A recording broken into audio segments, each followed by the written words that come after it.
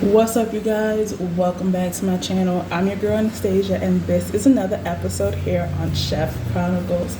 So today's episode, we're going back into the baking of some bread, and the bread that I have chosen to make for you guys today is some bagels. So bagels have a really unique history when you are definitely looking into it. It definitely started as a German pretzel, and as it migrated from Germany into Poland into the Jewish community, it definitely transitioned from that pretzel, long pretzel, twisted pretzel, into a bagel. Definitely traditionally bagels are boiled first before it's baked, and the reason for that is because of the outer chewy texture of the dough, but inside the dough, when you cut it, is really soft. So I'm not going to dive too deep into the history of some bagels. Definitely look into it for yourself and get to know the food that we are consuming here today. So to make our bagels, we are going to need some ingredients. Of course, we're going to need some bread flour. Here in this bowl, I definitely have 3 cups of bread flour with an additional of 1/4 a cup as well.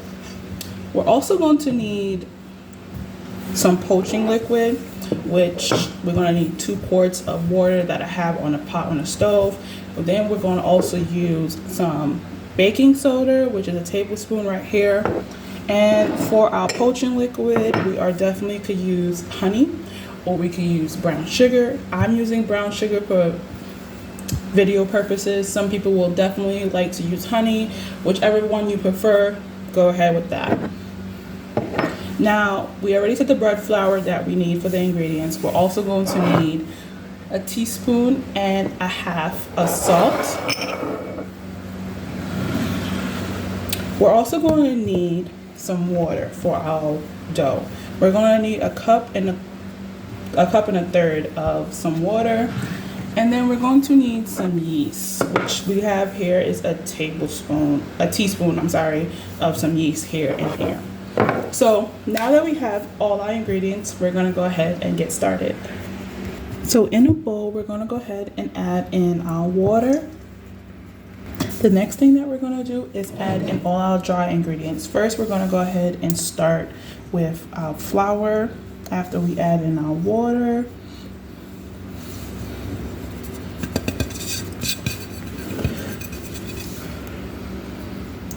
Then we're going to go ahead and add in our salt.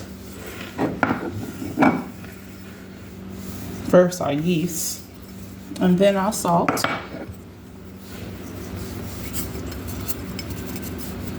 In a bowl.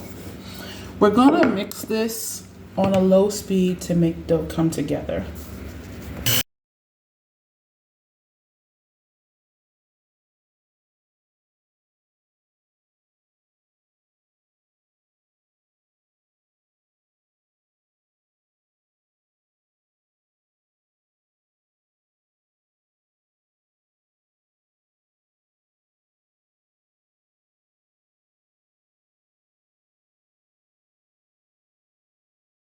Once your dough comes together, it should take anywhere between 2 to 3 minutes to bring the dough together. As you can see, when you touch our dough is definitely different from focaccia bread, what we made, and ciabatta bread, and like not focaccia, but French bread. So if you touch our dough, you can feel a definite difference compared to those breads that we made before. So once it comes up to that 2 to 3 minutes and it comes together, the next thing you're going to do is mix it on a medium speed for 5 minutes to develop the gluten inside here. So it's been about 5 minutes, and definitely if it becomes like too dry, you could definitely add in some more water. Just don't add too much, because then it will become almost like a focaccia bread. So you still want to touch it and feel it as you feel it, and it should not stick too much to your hands like a focaccia bread dough would, but it should be able to hold. So next thing we're going to do is take our dough, and we're going to bulk fermentation this for at least an hour, maybe an hour and a half, depending on the room of your temperature.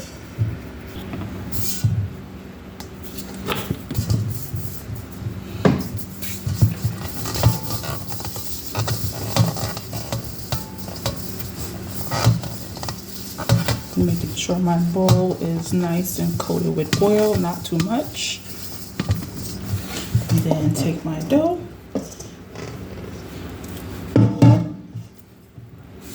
and press it in. Don't forget to smooth it out once you finish bringing the dough together. Okay, so I left it to rise and look how beautiful our dough has got. It doubled in size. Like I said, if you do it, it should be an hour, hour and a half. But if you pass that time and because of your room temperature, you definitely want to make sure that it is double, because sometimes the temperature of your environment can affect the rising of your dough, which requires it to rise a little bit longer. So as long as it doubles in size, you want to keep going with the process. So now that our dough has been fermented, we're definitely going to take our scale and we're going to weigh this out. I did put a little bit of flour on the bottom of my surface so that way it doesn't stick when I am cutting it. To scale out our dough, you usually can use a digital scale weight. So our pre-dough shape should be anywhere between 113 grams. If it goes over to like 115, that is okay too. So I'm just gonna cut with my bench scraper to weigh out my dough. And if it's way too much, you just wanna cut back a little bit, just until you reach that mark. So all my dough right here is 115, so I'm just gonna go with the 115 mark.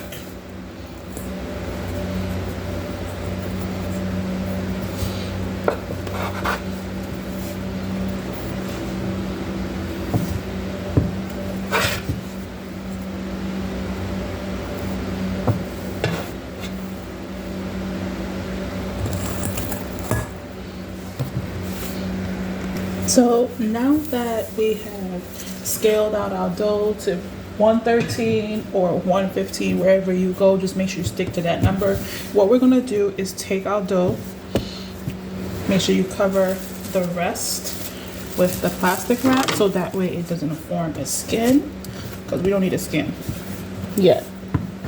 So we're gonna take it and we're going to press it down, degas it a little bit, fold it into this cylinder look.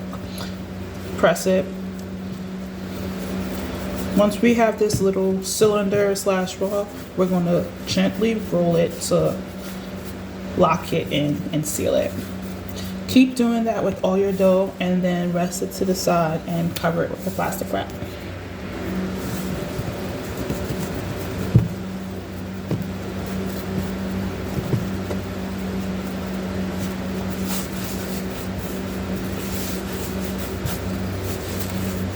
This is just basically pre-shaping it.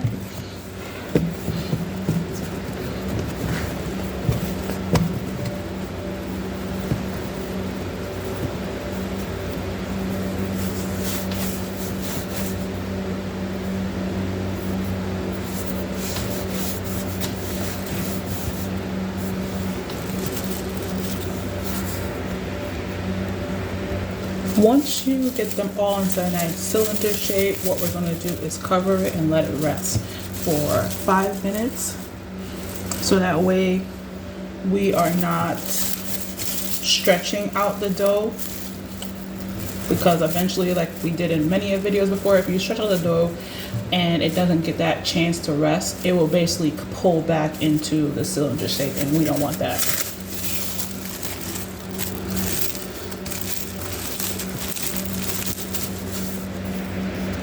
Okay, so it's been about 5 minutes. Definitely, once that 5 minutes up, you're definitely going to take one of your cylinders and definitely have, a measuring tape near you. And because this is about 6 inches of the cylinder, basically what we want to do is get it to a 10. So what we're going to do is keep our measuring tape near, and we're going to start in the center and roll all the way out.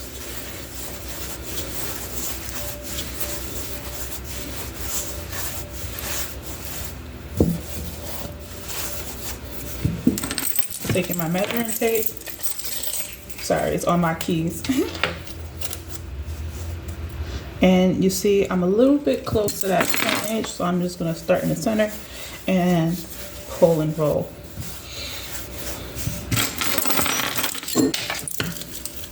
Checking again. And yep, I'm at that 10-inch mark. So what we're going to do now is we're going to take our time and we're going to work on each bagel at a time. So we're going to take our 10-inch rope that we just made and we're going to take the two ends and meet them together. This is forming our bagel shape right here. We're going to press it together. As you can see, this is our bagel pressed together. I had to move my other pre-shaped doughs away so you can see it better. So what we're gonna do after we press it into the center, we're gonna take it into our hands, almost like a ring or a bracelet, and we're gonna gently roll it to seal it.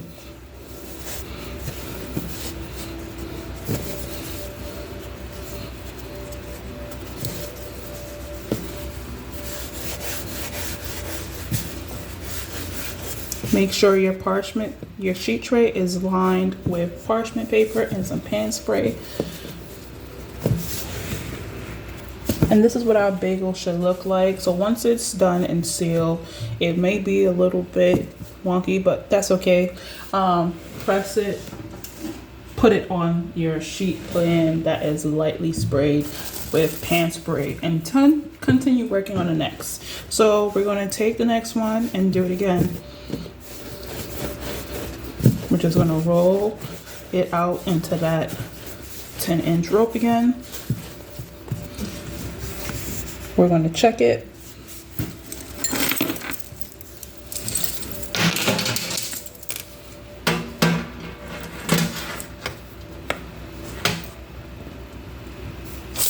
So we're going to have to do a little bit more.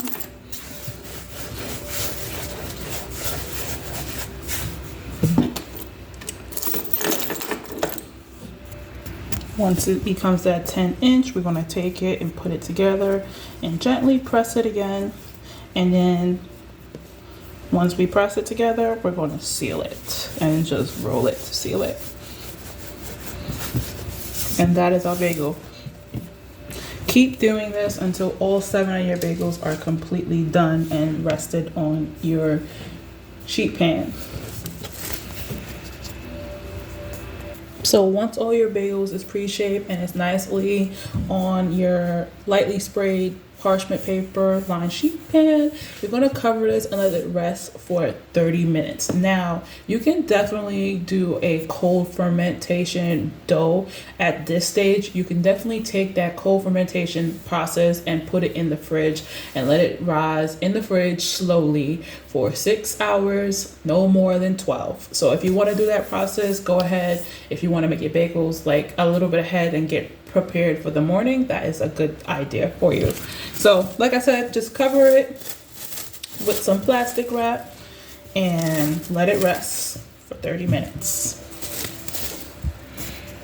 Okay, so it's been about 30 minutes and this is what our bagels look like.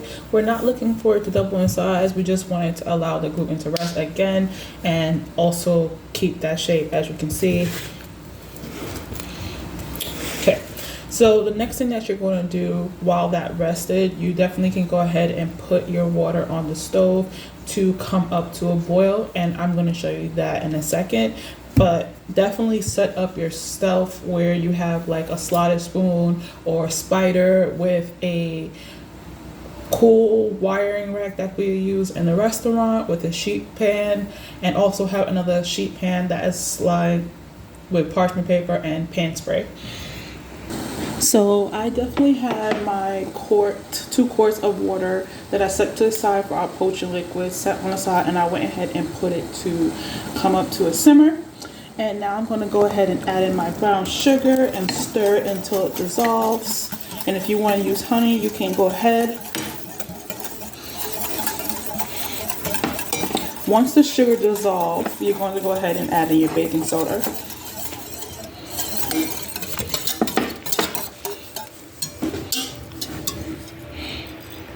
Now with the baking soda, you definitely want to whisk it and slowly add it in, just because of the fact that the baking soda can fizz up inside the liquid. So definitely just add it in little bit by little bit while you're whisking.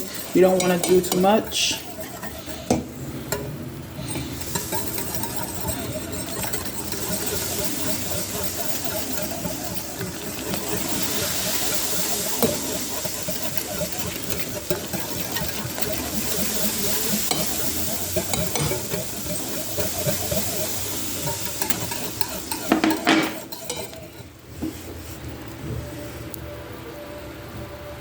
Now, the part that I was saying earlier about setting up your station, I went ahead and set up my station so that way I could have like my draining rack and then have my lightly sprayed parchment paper as I'm going. So first I'm going to the water, then the cooling rack with the parchment paper, and then my sprayed parchment paper. So anywho, once it comes up to a boil, you don't want it to boil, you want it to just gently simmer. So what we're going to do is take our bagels and we're going to boil it for at least 30 seconds on each side, which is a total of a minute.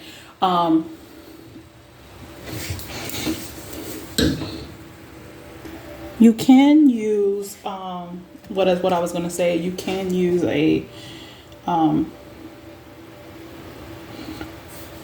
frying pan if you like to do it, where you could do multiple bagels. I just wouldn't overcrowd your pan.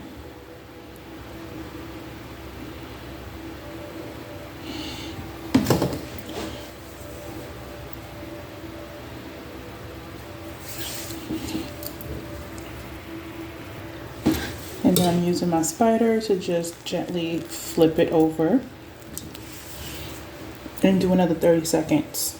Continue that process until all your bagels have definitely has boiled for a minute. Once you have your boiled bagels, you can definitely top it whatever you like. You can put sesame seeds, you can make an everything bagel, you can make so many different things. Just stick to more of like the dried fruit when you're definitely putting like toppings on it. You don't want to put things like strawberries or blueberries or anything that's fresh, because if you put things that has fresh ingredients like strawberries, blueberries, stuff like that, you definitely are going to add more moisture into your dough. So now that our bagel is poached, I'm definitely leaving it plain, but have fun with it. You could do anything else like sesame, cinnamon, cinnamon raisin, those type of things what you could do with the bagel. So make sure your oven is preheated to 450 degrees Fahrenheit and bake these off in the oven for at least 15 minutes. After 15 minutes or so, I definitely left it in for like 2 more minutes, but 15 minutes total, it got into this nice, beautiful golden brown color. And as you pick up on the bottom, it is nice and brown too. So definitely let it cool before you definitely cut any type of bread. You want to let it cool for probably an hour. Okay, so once your bagels definitely cool and you can use your serrated knife and cut into it, definitely this is what your inside of your bagels will look like. This nice fluffy texture, and then on the outside it definitely will have that softness. And there you guys have it. So some tips that I definitely would recommend is go with the flow, take your time, practice, keep on practicing. The more practice you do, the better you get at it. One tip I said I would recommend is definitely when you're definitely taking your bagels and you're rolling it, you can definitely put it on the palm of your hands on the bottom and like gently roll it to help seal it, but make sure they are sealed, because sometimes when you're poaching them, they could come apart if they're not properly sealed. And the last thing I'm going to say is definitely once your bagels are nice and cool, you can go ahead and take your bagels and store them in the fridge for about a week. If they're properly stored, they should be good. And if you want to last it a little bit longer, maybe 3 to 4 months in the freezer will good, you would just properly store them, which is like putting them in a plastic bag, Ziploc bag, and then freezing them solid. Other than that, I hope you guys enjoyed this episode. Please don't forget to like, share, and subscribe for more content. Peace.